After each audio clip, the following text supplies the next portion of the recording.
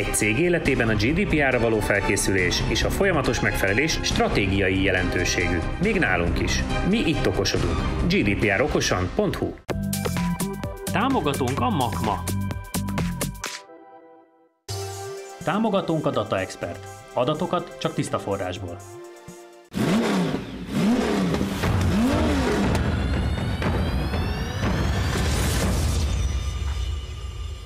Sziasztok, eltelt egy újabb hét, itt vagyunk, és ahogy már a múlt héten kicsit előre vetítettem, most erősebb autók érkeztek, mint a múlt héten, bár nagyon kíváncsiak vagyunk, hogy ezek az erősebb autók, főleg a nekem balra, nektek jobbra látható Dodge Hellcat, vajon lesz-e annyira gyors és erős és agresszív és minden egyéb, hogy például a múlt heti tuning BMW-ket meg tudja szorongatni? Nem.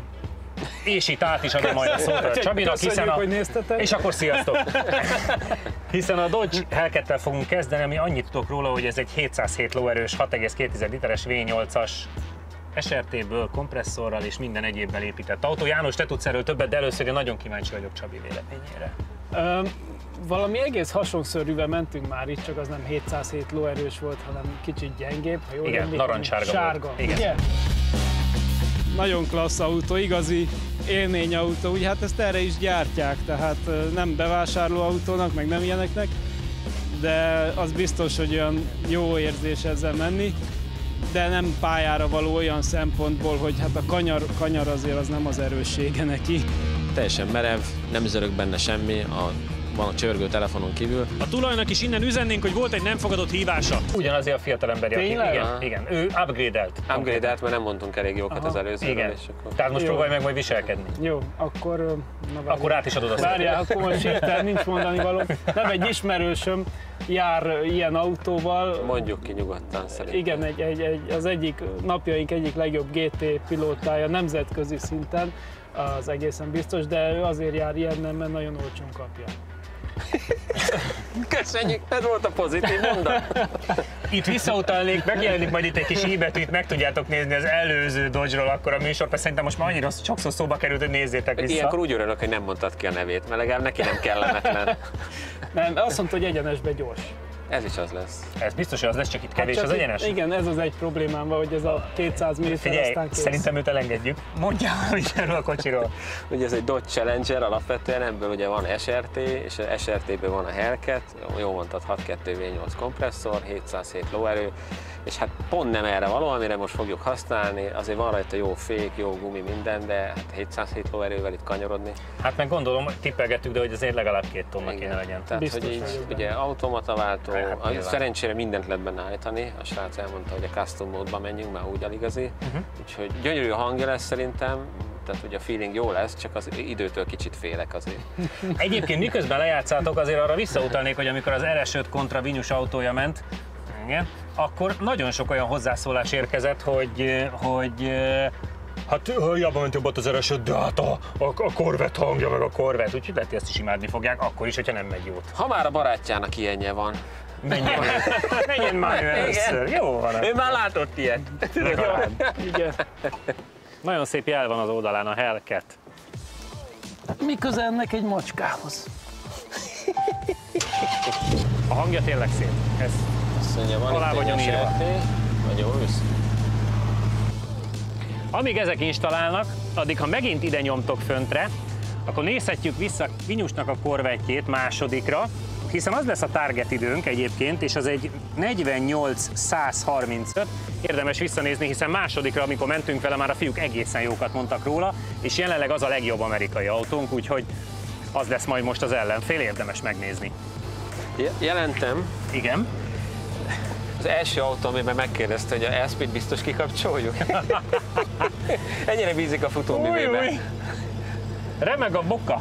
Közben elmondtam a nézőknek, hogy Vinyus Corvette természetesen a target, hiszen az a leggyorsabb amerikai autó, ugye 48-135. És lóerőben nincs is nagyon messze. Hát egyáltalán nincs messze. Én nem hiszem, hogy ezt meg lehet fogni. Hát főleg a Vinyus Corvette könnyű. Jól áll neki innen, így egyébként ha lesötétített ablakon keresztül benézek, szerintem jól tudna ezzel mutatni.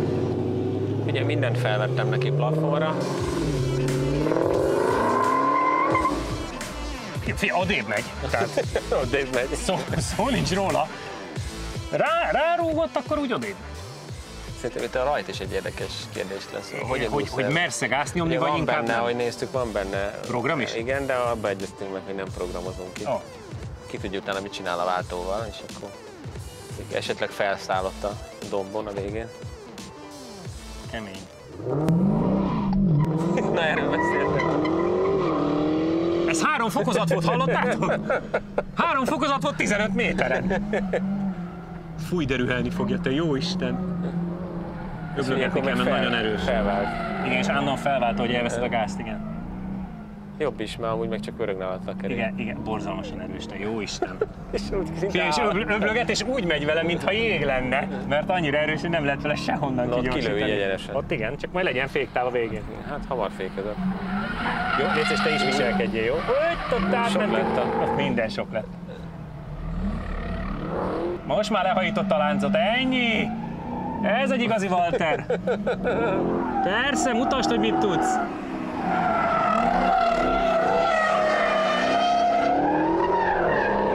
Ez a tipikusan kit érdekel az idő, hát nem arról szól a műsorcím. Tehát nekem kell mennem egy... Mindegy. 52, 5:45. Jó, meg se nézem, hogy hova jó. Teljesen mindegy, hallod? Teljesen. 52, le se tudom lapozni benne. Elrontották a játékomat. Ezt nekem kellett volna csinálni a másodikra. 128. idő. Milyen szépen fütyül a kompresszor. A kompresszor nagyon adja. Próbálj meg normális kört menni, hogy lássuk, hogy körülbelül mit tud a kocsi. Jó? Légy szíves. Tehát látszott, hogy ő is próbálta, csak aztán elhagyta a láncot útközben. Igen, nem az az elégedett arc van rajta. Nem úgy száll ki. Nem. Egyébként szerintem a gumi kevés erre Az első 3 mondatot nyeld vissza, és a 4. kezdjél, jó? Itt szakadt el a cérna, hogy a sikában Odáig nagyon rendben voltál. Odáig is csúszkáltál. Igen. Nem tudom, nekem ez nulla vezetési élményt ad, bocsánat.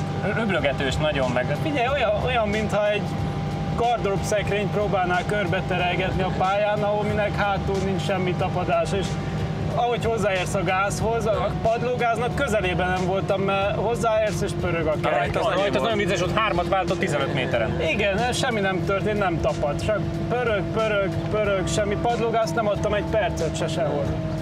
János, kérlek. És közben ülsz egy nekem ugye van hajóvezetői engedélyünk, az jutott eszembe, mindig a nagy hajóval ott küzdködünk, hogy mi van. Egyébként valami 52 fél, tehát meg sem néztem, hogy hova jó, de... Igazánból jó, mindegy. Hát volt ilyen is. Figyelj, most visszafele próbáltam, mint a céljegyesbe egyet gyorsítani, csak pörög alatta a kerék, semmi nincsen.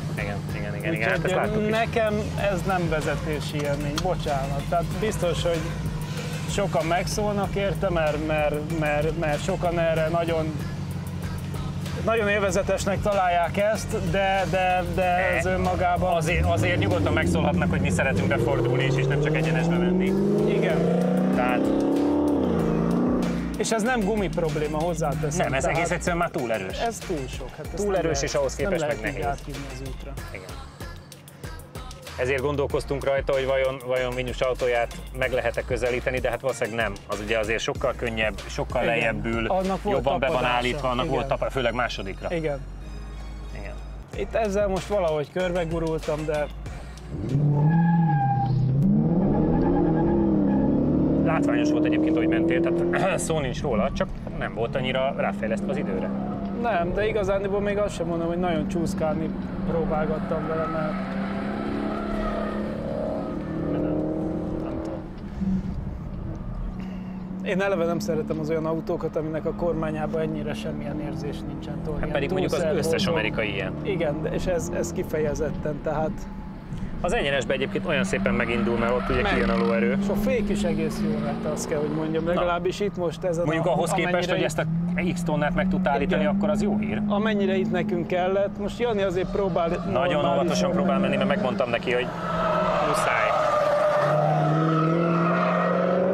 De látod, nem lehet vele máshogy befordulni, igen, csak így kúszva, mászva. Időmérés 49, 966. Konkrétan 966, az M240i Performance elé 3000-del, X6M Tuning 640D, 2012-es Megane RS veri meg, hát és ilyen 125D, meg Fiesta ST, meg Focus ST kombi, meg ilyenek, és hát Vinyus autójától kap másfelet. Annál nem is Sőt, tudnak nem más közelebb. teret, majdnem 2, bocsánat. Szerintem annál nem tud közelebb menni egyszerűen. Szerintem sem. Jó, az övén egy ilyen szemészlik gumiszerűség Igen, van. igen. Az sokat segít. De attól tartok, ez egyikünknek se lesz a kedvenc Nem. autója. Na, büszkék lehettek rám, Egyébként azok is vagyunk. Ez feladat volt. ugye? Aha. Ebben még maradt azért egy ilyen 5-7 tized, de 49,966, ami azt jelenti, hogy a M240i Performance-eri 3000-del, de hát ilyen fókuszesték, meg ilyenek, fieszták. annyit változtatok, és se első, se hátsó tapadás nincs. Tehát itt komplet 4 keréket azt így cserélni Itt kéne. is ezt a kanyar csak valahogy így Igen, túlküzdötted befordítod, és akkor olyan vársz, hogy most akkor betapadt az eleje. Úgy mentek, mintha úgy néz ki nekem, mintha jégen autóznátok, Igen. tehát annyira óvatosan kell vezetni. Igen, nem. Mert nincs semmi visszajelzés. igen. Ülsz a fotelba, Igen, mert igen. ebben nem Igen, és tök olyan magasan ülés ülsz. van, ülsz magasan egy fotelba, kormányon semmi érzés, gázpedálon minimális érzés, mert ahogy hozzáérsz pörög a hátulja, tehát úgy valamit csinálsz, de Belerakod ugye a kanyarba az elejét, hogy úgy forduljon be. Vagy az van, hogy elkezd befordulni, akkor egyből úszik a hátulja, tehát nincs átmenet, nem is kell a gázhoz nyúlni. Vagy nem úsz, vagy nem tapad be az eleje, akkor meg orral csúszik ilyen nagyon bénán. Tudjuk, hogy nem vagytok amerikai autófanok, de azért, hogyha mondjuk ezt az autót meg Vinyusét mérlegre tesszük, azért a Vinyus autója egy határozottan élhetőbb autó Persze. ide. Ugye azon olyan Michelin gumi van, amit mi ajánlottunk neki. Persze. Tehát, hogy ezen sajnos Meg- ez nem is értem. meg ezt azért a- a Corvettek súlyban jók. Igen. Nyilván, igen. Tehát ugye a Corvetnek nagyon nagy előnye, hogy nem 2 tonna. Igen. Srácok, volt ez is, térjünk át a másik termékre, ami egy Porsche, ami viszonylag ritka nálunk, és itt át is adnánk a szót. Ez A ő. driver, aki mindent tud, kérlek mutasd be nekünk, Csabi, ezt a járművet. Ez egy aktuális 911 Carrera Cabrio GTS verzióba, de 2 kerékhajtással, ugye, mert ebből is van 4 kerekes. Tehát gyakorlatilag ez hátulhajt, 3 literes, 6 hengeres boxermotorja van, mi más, turbófeltöltős, 450 lóerős, PDK váltója van, tehát ez a dupla kuplungos, szerintem egy nagyon-nagyon jó autó. Cabrio, ami köridő szempontjából nyilván nem annyira előny, mert attól nehezebb az autó. De ő imádja a kabriókat. ugye? Én szeretem. És Cabrio üzemmódba fogtok menni? Igen. Miért ne? Jó, hát csak Csak hogy nézzének, ismerjük mind a ketten a srácot, hogy tudjunk integetni a kanyarba. amikor Épp kőző, megyek a- és onnan kiintesz okosba? Igen, és amikor megyek a gumibála felé. így- Aha, ez örülök neki, hogy ez a terv. Egyébként Cabrio volt az R8 is, ami jelenleg vezeti Így a van. legjobb utcai autót. Van esélyünk egyébként megfogni az R8-at? Én a rajtól félek egy icipicit, hogy őszinte legyek, bár a Porsche remekül rajtól. Tehát ugye, hogy farmotor, hátul van a súlynak legalább a 60%-a, kitűnő a rajtkészsége az autónak, de nem tudom, az R8-as azért nagyon-nagyon jó volt, az igazság. Azért nagyon-nagyon adta, igen. De mindenképp valahol a körülre gondolnám, hogy őszinte legyek. Nyilván itt ezen a szinten már a gumik és a beállítások nagyon-nagyon sokat számítanak. Ugye ebbe az autóba is lehet állítani mindent, ugye ez összkerék kormányzású is ráadásul. Különböző üzemmódok vannak, minden, hát mi egy kört megyünk, egy üzemmódot kipróbálunk, vagy bejön, vagy nem. Tehát ezt majd meglátjuk. Bízom benne, hogy közel lesz hozzá, ha esetleg előtte van, az se baj. Mint tudjuk, nálad ez azért jó lenne, nem a karikás vezetne. Játszátok le, és közben még lejátszátok, addig azt ajánlom, megint csak i betűre klikkelgessünk ide föntre, hiszen Csabinak a Cayman GT4-ével azért mentünk 2017-ben, és az nagyon-nagyon jó időt ment, akkor az a kocsi holott a kuplungjával nem volt minden rendben, úgyhogy érdemes azt megnézni. Ha jól láttam, kicsorbultál, ugye? Vagy nem. Becsomagoltad? Én nyertem, de megyek én előre, mert kíváncsi vagyok. Hogy mit tud a végén, Igen. melegítsd meg neki. A Porsche ez, srác. ez az igazi csapatszellem. Igen, mert nem tudom hányan tudják, a fiatal ember az egyetlen magyar autóversenyző, aki 2-szer nyert kategóriát a Nordschleife-én, és mind a 2-szer Porsche-val, csak úgy. És az egyiket még idén. Igen, még idén. Most nem tudom éppen mi van, most vagyunk Idén van még. Hát most október Nyitott vége van. ajtóval megyünk, vagy hogy van ez? Nyitott ajtó, hát az lassít, mert nem tudsz olyan közel menni a gumibálához. Nagyon szép ez az autó. Szép autó. Jól is áll neked. Én milyen kis cuki lehajlott a szárnyi. Pedig elvileg annak kint kéne, hogy legyen. Milyen Porsche-val a Nordschleife-én menni? Mennyire félelmetes? Hát Azért az ma ott nagyon nagy tempó. ott azért nagyon sok kanyar 200 fölötti. Tehát van olyan kanyar, ahol tényleg a tapadás határon vagy, és ilyen 2.35-2.37-tel fordulsz. Az már adrenalin növelő. Így is, hogy mentem ott veled egy pár versenyt, még így végig gondolni is félek konkrétan. Most hétvégén megyek. De jó. Most október végén. Akkor, igen. Most október végén a 37 fokban. Egyébként október végén lesz a szezonzáró, az mondjuk, ott mindig az időjárás egy kérdés, ugye? És most csinálod az egész bajnokságot? 2 versenyen nem tudtam megdobni. Azért az nagyon nagy dolog. Nagyon szépen megy, azért nem nagyon tudjuk kommentálni, mert egy tökéletesen tiszta kört csinál Jánosunk. Ott egy picit elúszott a hátulja. Nem tűnik egyébként annyira életveszélyesen gyorsnak ez a kör. Nagyon kíváncsi vagyok, mert volt már, hogy nem volt jó a szemem. Ez azért nem volt lassú szerintem. 46, 947. Akkor nem volt lassú. Nem, azért, ez úgy szépen úgy látványtalanul, de gyorsan körbe gurult. 46-9-47, az azt jelenti, hogy a TTRS mögött van, hogy azért előtte van a Caymanod, a Giulia, az RS5, meg az R8. Igen, az R8 van most, akkor fél másodpercre. Az R8 van fél másodpercre. Hát ezért melegítette, hogy meg tudod-e fogni azt a fél másodpercet. És még egyet melegített, mert valamivel elégedetlen. Igen? Aha, hát különben nem ment volna még egy kört. Lehet, hogy az eleje, ugye a Caymannal is az volt, hogy az eleje nem melegedett meg rendesen. És gyorsan akar parkolni, tehát azt fogja mondani, hogy azonnal menjen, ahogy ismerem. Igen. Eleje? 46-900, tehát egy ilyen, azt hiszem, ha jól számoltuk, akkor 5. abszolút 5-re van az R8-tól, és a TTRS mögött van közvetlenül. Beleugrottam a rajtba, és megtorpantam egy kicsit. Utána meg az elején nagyon bizonytalan volt az elején, ezt inkább így nem feszegettem. Hogy itt már tapadt, akkor már kicsit ment a hátulja is. Ne várjunk, menjél. Tehát egy Csabi tudja, hogy kell egy ilyennel menni. Igen. Azt mondjuk, meg azt is gondolom, hogy Csabiba benne kell legyen még a fél másodperc, tehát hogy vívnunk kéne ott az abszolút legjobb utcai autóidőért.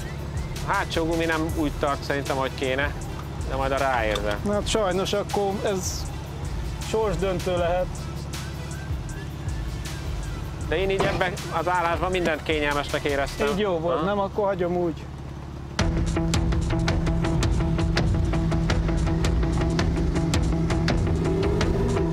Viszont tényleg így, ha kultúrában a két autó az ég és föld.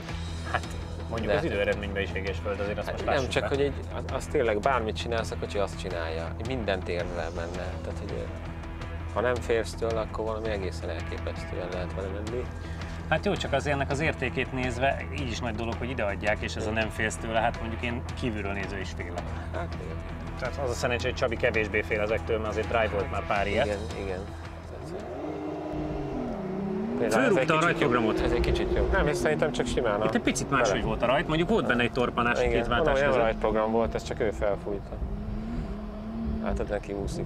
Most már van eleje. Olyan szépen mozgatja a hátulját, igen. De ő ezzel tud menni. Jó, hát azért nagyjából ő ezen nevelkedett, tehát amikor mások meg mi is a csattogos lepkét húztuk, ő akkor már csattogos Porsche-t húzott maga mögött. Még azt sem mondtam, mert ha Porsche jön Magyarországra, akkor általában őt hívják vezetőinstruktornak. Ami BMW-sként nekem mindig annyira visszás. Hát azért, mert a Porsche Motorsport tökéletesen tisztában van a képességeivel. Ugye ő külön egyszer kapott egy Porsche-t azért, hogy versenyezzen vele.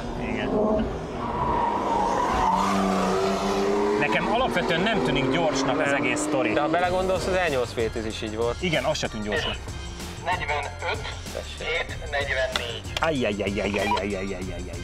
Nem tűnt gyorsnak, csak versenyautókat vert. Nem tűnt gyorsnak, csak ez is megverte az első Fabia R5 időt, és a Monster Kart mögött van konkrétan. És hát természetesen a legjobb utcai idő, méghozzá 7/10 a legjobb utcai idő. Ja, mondjuk valahol erre is számítottunk egy ilyen kaliberű autótól, de hát ezt úgy hát csak ennyit jelent, ha összhangban van a teljesítmény, a futóművel, meg mindennel. De tudod, ezt szoktuk mondani, hogy ebben láthatóan ő ennyivel kiemelkedik, te meg az RX autókban, hát azért ennél még mentél mindjárt pár tizeddel jobbat a Finmóval. Nekem az nem fáj, hogy ilyet ment. Hát nem, azt csak arra mondom, hogy abban nincs összhangban a futóműfék, stb. Tapadás, ebben meg az. Na hát ilyenkor látszik, hogy valaki képben van egy autóval, egy 45-700 valamennyi. Egyik R5-öst megverted. Az első R5-ös idődet is megverted vele, a Monster Kart mögött van, alapvetően abszolút 6. idő, de legjobb utcai autó, 7 tizeddel gyorsabb, mint az R8. Még nem volt tökéletes. Ezt láttam, kicsit úszkáltál. Úszkált, meg túl sokat tolta az elejét 2 kanyarba is. A rajtnál ugye rajtprogrammal indultam, elvileg de abban meg bele kéne, hogy váltson. Ez volt a baj. De volt egy dadogás benne, igen. Igen, egyesbe bedadogott. Nem váltott bele, mert tudom, hogy bele kéne váltani. Amíg nyomod a padlót, addig ő megy. És nem váltott 2-est, és akkor beledadogott, akkor én húztam neki a 2-est, elvileg annak nem így kellett volna működnie, abba is maradt egy pici. Úgyhogy mennyi? 45-700. Hát 45 első harmada szerintem az. És ott is kicsit megtolta az elejét, meg még 1-2 helyen. De élményre azért? Hát ez egy autó. Ez szenzációs. Ez azt csinálja, amit az ember szeretne. Bár a Hellcat 707 lóerős erre a pályára nem volt igazán ideális választás. A telemetriából jól látszik, hogy a fiúk nagyon küzdöttek, valahogy úton szerették volna tartani az autót, amely azért a nagy tömege miatt eleve halálra volt ítélve. Csabi azzal, hogy kezdett, el is bukta, már a rajtnál nagyon látszott a különbség, hiszen Jani 2,9 másodperc alatt éri el a 60-as tempót. Jani szokás szerint nagyobb vehemenciával esik neki az autónak, aminek a jobb köridő lehet a következménye. Csabi gyakorlatilag végig azzal küzdött, hogy a gumikat valahogy munkára bírja, míg Janinak a kör második felére már egészen normális tapadása volt. Az biztos, hogy az autó nagyon erős, és mivel a hátsó egyenesbe csak 67-tel sikerült befordulnia Janinak, 125 méter múlva pedig már 126,6 km/h ment, azért ez nem semmi. A Porsche-nál fordul a kocka, ezúttal Jani melegítette be a kocsit és a gumit Csabinak, ami főleg Jani körének elején látszik nagyon. A rajtnál sem volt elég a tapadása, és az első kanyarokban sem tudott akkora sebességet átvinni, és végül a hátsó egyenesben is sokkal óvatosabb volt, mint szokott lenni. Bár az utolsó kanyarokban már hasonlóan gyors volt, mint Csabi, azért neki még az utolsó kanyarban is megcsúszott az autó, míg Csabi köre szinte tökéletes volt. 2,202 ezred alatt Csabi eléri a 60-as tempót, és itt azért látszik, hogy mennyire otthon van a Porsche-ban, hiszen gyakorlatilag minden ponton elveri Janit. Külön érdekesség a hátsó egyenesben leért 133,88 km/h, ami jobb érték, mint az R5-ös rally autóké. Itt is látszott, hogy a Porsche sokkal jobban volt gumizva a saját képességeihez, hiszen a gyorsulási, lassulási és oldalgyorsulási értékekben is sokkal jobbat ér el, mint a Hellcat. Csabi Porsche és körét nézve úgy tűnik nagyon nehéz lesz valaha megdönteni az utcai autós rekordot. Ahogyan a múlt héten, most is csak azt tudom nektek ajánlani, hogy klikkeljetek ide, és iratkozzatok fel a csatornánkra, akkor nem maradtok le egyetlen laptimingról se, vagy ide föntre, akkor pedig visszanézhetitek az előző adást, az sem volt annyira rossz. Maradjatok velünk majd jövő héten, és addig keresetek bennünket, tudjátok, Facebook, YouTube, Insta, bárhol. Sziasztok!